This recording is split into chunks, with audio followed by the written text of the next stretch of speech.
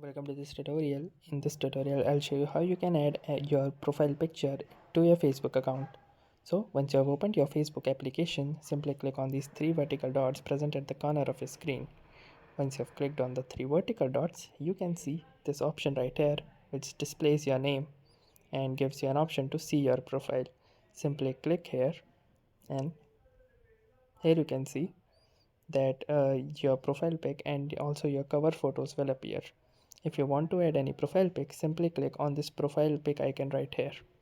And then you have two options, either to choose the profile picture from your device, or you may also choose to import it from Instagram. Let's choose the first option.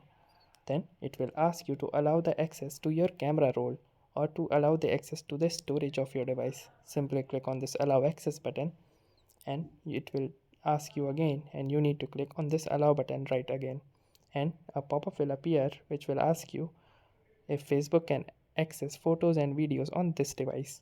Now it's up to you. If you don't want the hassle to select the photos again and again every time, you can simply do it to allow all, or you may also choose allow limited access if you care a little more about your privacy.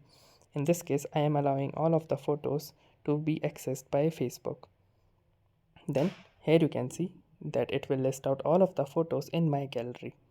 Simply choose or navigate to the photo that you want to set it as your profile picture, and then click on the photo, and then crop the photo as you like.